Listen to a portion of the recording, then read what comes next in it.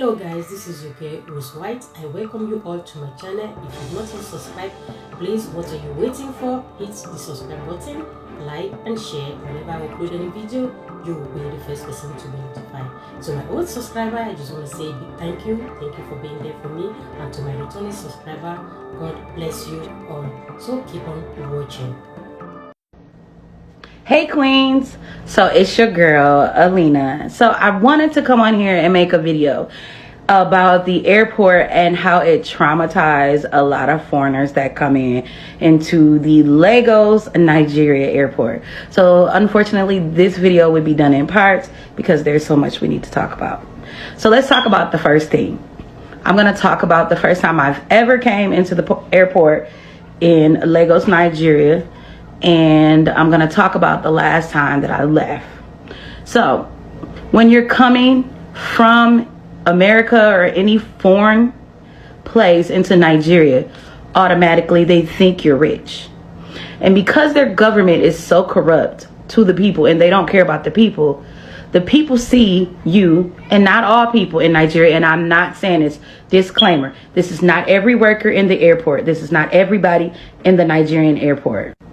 So when I came into the airport in December of 2020, it was my first time ever being into Africa and my first time being into Nigeria. And I was super excited to go and be with my husband and his family in this new country of Nigeria. So when I came into the country and into the airport, one of the first things I noticed is that the workers looked at you and preyed on you as if you're a person and an opportunity for extra money. So when you enter in, yes, there's certain policies and there's certain procedures and papers that you need to have. But a lot of times they would lie about those papers. For example, they will lie about the 7-day COVID, stating that you have to have it already paid before you enter the country. And that is not true. As long as you have made your appointment, you can make the payment at the facility that you choose to have your COVID test. That was one of the lies that they tried to get extra money out of me. Anything to do with any of your paper immunizations, I want you, before you come into the Nigeria, is to make sure that all your paperwork is correct. All your immunizations is correct. Make sure everything has been crossed and dotted. So, in stating so, when I went on the portal, the Nigerian portal, and I would list that site, I made sure that I had made an appointment for my 7-day COVID test. I did not pay for it, but I had the barcode and the scanner. And because I did not pay for it, and I don't have to pay for it at the time, I can pay for it when I go to the facility. The young lady said to me, and she asked me for a bribe in order for me to enter the country, knowing that I paid a lot of money to get there, that maybe another $20 to $50 more, I'm going to give it to her, because after paying all these thousands of dollars and I made it this far, she's going to give me some more money. Hey queens, part 2 about exposing the Nigerian Lagos airport. So firstly, what you should know is that your significant other is not allowed to enter into the airport to help you with bags, to help you check in, to help you understand the language. And the reason why they do that is so therefore they can take advantage of you and take advantage of the situation and lie to you about your paperwork. I've even heard of cases where guys had to bribe their way in just to say goodbye to their loved one, their wives, or their families and children. They had to pay the person that was standing at the door just to come in to help. So now I'm going to talk about when I left this year in 2021. You see the man that's standing next to my husband with the black mask on? My husband is the one in the orange. My husband actually had to sneak into the airport to help me, because when I first got into the airport, the first thing out of their mouth when I showed them my piece of paper of my COVID test was, "That's the wrong COVID test and we cannot take that." As I stated before, ladies and gentlemen, please make sure you have all your paperwork and you do everything accordingly. As you can see right here, this is where I took my test, which was actually one of the testing sites that was listed on the Lagoś portal. And that is how me and my husband found where we could take a PCR test in time enough for me to get on the the plane.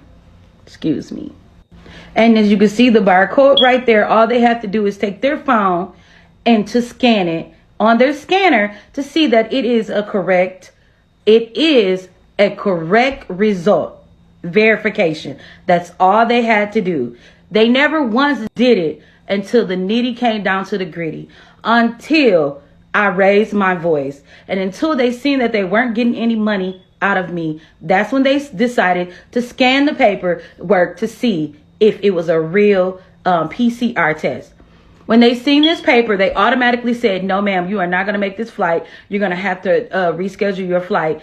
And then I told them, no, I went on a portal. This is on the portal. I went on your actual website.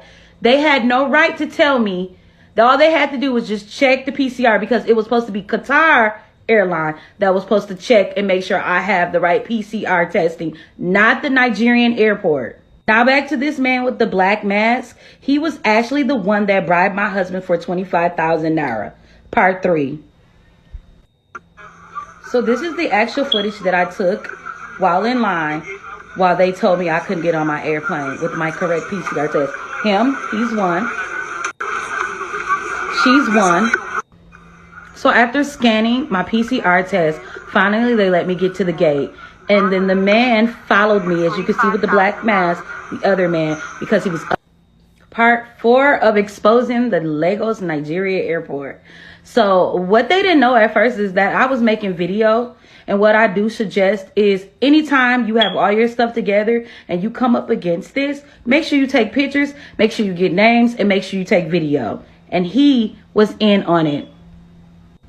Talk about hurt and devastated. They had me stand right there where I was. This man right here in the yellow vest, and the young lady that had the braids that I showed you in the previous video, for 2 hours just to lie. And then they pulled my husband to the side without me, and they told him, the man with the black mask, if you give us 25,000 there, we'll let her get on the airplane.